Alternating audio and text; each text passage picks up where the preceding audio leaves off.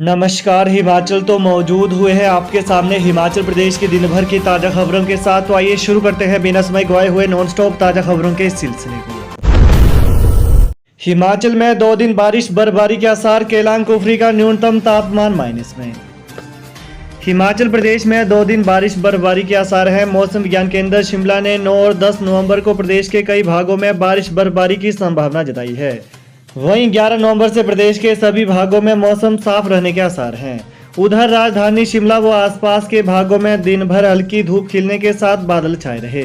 मौसम खराब रहने से कई भागों में तापमान में गिरावट दर्ज की गई है। इससे ठंडक बढ़ गई है। शिमला पहुंचे कांग्रेस अध्यक्ष मल्लिकार्जुन खड़गे। 9 नवंबर को करेंगे चुनावी जनसभाएं। कांग्रेस के राष्ट्रीय अध्यक्ष मल्लिकार्जुन खड़गे आज शाम पहली बार शिमला पहुंच गए। शिमला पहुंचने पर कांग्रेस प्रदेश प्रभारी राजीव शुक्ला, प्रदेश अध्यक्ष प्रतिभा सिंह व अन्य नेताओं की ओर से उनका स्वागत किया गया। वहीं खड़गे कल शिमला और सोलन के नालागढ़ में चुनावी जनसभाएं करेंगे। मुख्यमंत्री जयराम ठाकुर ने मंडी जिले के धर्मपुर में आयोजित जनसभा में कहा कि हिमाचल प्रदेश में पहले गर्भवती महिला को 6,000 रुपये दिए जाते थे। अब हमने यह तय किया कि जच्चा बच्चा दोनों स्वस्थ रहें। इसके लिए हमने प्रावधान किया है कि हर महिला को 25,000 रुपये देंगे। एमसी में पैसा खत्म, रद्द करने पड़ सकते हैं कई निर्माण कार्यों के टेंडर।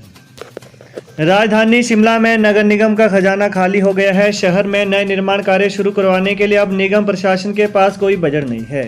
हालत यह है कि शहर में नए काम करवाना तो दूर, बरसात से हुए नुकसान की भरपाई तक नहीं हो पा रही है। ऐसे में 6 से 8 महीने पहले जिन कामों के टेंडर हो चुके हैं उन्हें आने वाले दिनों में रद्द करना पड़ सकता है। हालांकि अभी निगम ने इन पर कोई फैसला नहीं लिया है, लेकिन बजट मिलने तक इन्हें अवार्ड करने की प्रक्रिया रोक दी है। नितिन गडकरी बोले, अन्नदाता किसानों को बनाएंगे ऊर्जादाता। हिमाचल में बनेगी ग्रीन हाइड्रोजन। प्रधानमंत्री नरेंद्र मोदी का सपना भारत को दुनिया की नंबर 1 आर्थिक शक्ति बनाना है। विधानसभा क्षेत्र भरमौर में भाजपा प्रत्याशी डॉक्टर जनकराज के प्रचार के लिए पहुंचे केंद्रीय मंत्री नितिन गडकरी ने यहां जनसभा में कहा कि किसानों को अन्नदाता के साथ अब ऊर्जादाता भी बनाया जाएगा। गडकरी ने कहा कि हिमाचल में ग्रीन हाइड्रोजन बनेगी। पराली से बायो सीएनजी, बायोतल, प्राकृतिक गैस एलएनजी बनाई है। अब गन्ने के जूस से इथेनॉल बनाएंगे। केंद्रीय मंत्री ने कहा कि कार के बाद अब इलेक्ट्रिक ट्रैक्टर और ट्रक भी तैयार करेंगे। उन्होंने कहा कि मैं देश में पेट्रोल डीजल को समाप्त करने का सपना देख रहा हूं। हिमाचल में सड़कें, रोपवे और सुरंगें बनेगी। यहां 60,000 करोड़ रुपए के बजट से सुरंगों का निर्माण किया जा रहा है। हिमाचल में मनोड़ी से किलाड़, भरमौर से भरमाणी माता तक रोपवे बनाया जाएगा। हिमाचल के 100 सरकारी स्कूलों में बनेंगे रोबोटिक्स लैब। विद्यार्थी सीखेंगे रोबोट बनाना। हिमाचल प्रदेश के 100 सरकारी स्कूलों में रोबोटिक्स लैब बनाई जाएगी। शिक्षा विभाग ने इसको लेकर पूर्व में तैयारी शुरू कर दी थी, लेकिन आचार संहिता के कारण अभी फिलहाल यह प्रक्रिया रोक दी गई है। चुनावी प्रक्रिया पूरी होने के बाद ही विभाग मामले में आगे की प्रक्रिया अमल में लाएगा। राज्य के 100 वरिष्ठ माध्यमिक स्कूलों में यह रोबोटिक्स लैब बनाई जा रही है, जहां विद्यार्थी रोबोट बनाना सीखेंगे। बताया जा रहा है कि इस शैक्षणिक सत्र में केंद्र सरकार ने इस प्रोजेक्ट को स्वीकृति दी है। इसके तहत रोबोटिक्स लैब के लिए प्रति स्कूल 3,20,000 का बजट जारी किया जाएगा। विभाग इस प्रोजेक्ट के लिए कंपनी हायर करेगा, जिसके लिए टेंडर किए जाएंगे। इसके बाद कंपनी ही स्कूलों में यह लैब स्थापित करेगी। यहां तक कि स्कूलों में मास्टर ट्रेनर भी कंपनी ही मुहैया करवाएगी। विभाग की माने तो कंपनी के मास्टर ट्रेनर शिक्षकों को इसके लिए ट्रेन करेंगे। इसके बाद शिक्षक स्कूलों में विद्यार्थियों को रोबोट बनाना सिखाएंगे। सुरजेवाला का दावा, देवभूमि में परिवर्तन ही परंपरा। 2/3 बहुमत से बन रही कांग्रेस सरकार। कांग्रेस के राष्ट्रीय महासचिव और सांसद रणदीप सिंह सुरजेवाला ने केंद्र की मोदी और प्रदेश की जयराम ठाकुर सरकार पर जमकर प्रहार किया है।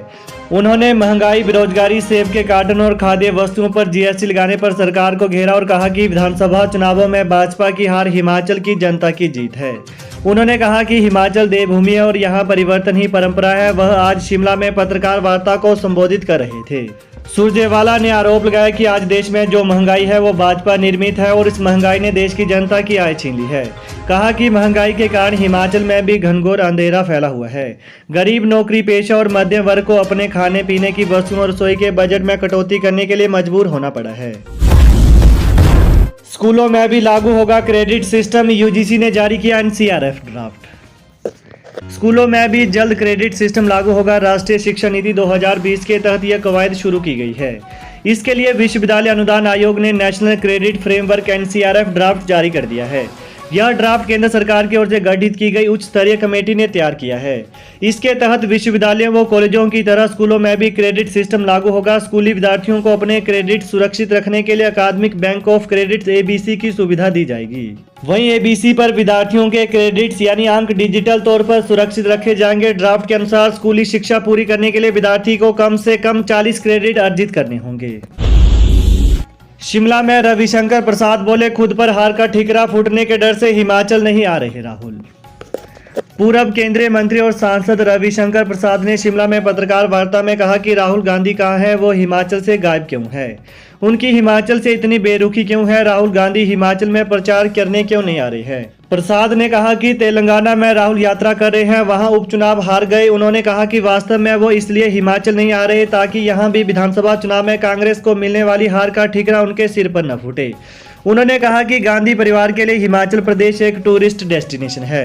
पूर्व केंद्रीय मंत्री ने कहा कि चाहे केंद्र में प्रधानमंत्री नरेंद्र मोदी की सरकार हो या हिमाचल में जयराम सरकार हो, दोनों ही सरकारें सबके साथ सबके विकास की बात करती है। वहीं इसके अलावा मंत्री ने कहा कि भाजपा ने महिलाओं, अनुसूचित जाति, जनजाति और तमाम वर्गों के लिए काम किए हैं। कहा कि आर्थिक रूप से पिछड़ों के लिए सुप्रीम कोर्ट से एक फैसला आया है कि उन्हें 10% आरक्षण देने का निर्णय सही है। इस बारे में उनका खुद वास्ता रहा है, वो तब कानूनी मंत्री थे। राष्ट्रीय खेलकूद प्रतियोगिता कबड्डी में स्वर्ण, वॉलीबॉल में हिमाचल ने जीता रजत पदक।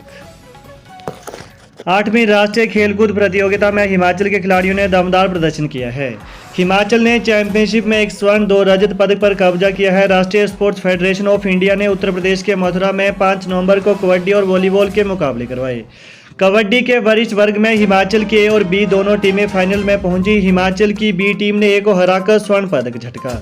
वहीं हिमाचल की A टीम को रजत पदक से संतोष करना पड़ा है। इसके अलावा बात करें तो विजेता टीम में कीर्तिलाल, साहिल कुमार, प्रदीप शर्मा, वासुदेव, हरप्रीत सिंह, कश्मीर सिंह आदि शामिल रहे। सचिन राणा, रोहित राणा, अभिषेक राणा, सन्नी कुमार, विक्रम, साहिल, प्रिंस कबड्डी की A टीम का हिस्सा रहे। वॉलीबॉल मुकाबले में हिमाचल की वरिष्ठ टीम ने दूसरा स्थान प्राप्त कर रजत पदक पर कब्जा किया है। अशोक गहलोत बोले, राजस्थान में 238 सेवानिवृत्त कर्मियों को दी जा रही पुरानी पेंशन। राजस्थान के मुख्यमंत्री अशोक गहलोत ने कहा कि उनकी सरकार ने 238 सेवानिवृत्त कर्मियों को पुरानी पेंशन देना शुरू कर दी है। 1 अप्रैल से NPS का पैसा काटना भी बंद कर दिया है। राजस्थान के कर्मचारियों की मांग के बिना पुरानी पेंशन योजना को उन्होंने बहाल किया। वित्तीय प्रबंधन को सही तरीके से करने पर OPS का बोझ नहीं पड़ेगा। आज नहीं तो कल केंद्र सरकार और अन्य राज्यों को भी पुरानी पेंशन देनी पड़ेगी। उन्होंने कहा कि प्रदेश के मुख्यमंत्री जयराम ठाकुर को भी कई बार मानवीय दृष्टिकोण अपनाते हुए OPS शुरू करने को कहा है। वहीं आज दोपहर बाद राजधानी शिमला स्थित प्रदेश कांग्रेस मुख्यालय राजीव भवन में आयोजित प्रेस वार्ता में गहलोत ने कहा कि कर्मचारियों और अधिकारियों को सामाजिक सुरक्षा देना हमारी प्राथमिकता है। गहलोत ने कहा कि सरकारी नौकरी को लोग पेंशन के लिए ही नहीं, निजी क्षेत्र की नौकरी की जगह चुनते हैं। उन्होंने कहा कि पुरानी पेंशन योजना को लेकर केंद्र सरकार चर्चा करने के लिए भी तैयार नहीं है। उन्होंने कहा कि हिमाचल सहित कुछ राज्यों ने सिर्फ इस बाबत कमेटी बनाई है। तो ये है आज दिन भर के मुख्य समाचार। तो प्रदेश की ताजा खबरों को पाने के लिए चैनल को जरूर सब्सक्राइब करें। Thanks for watching. जय हिंद, जय हिमाचल।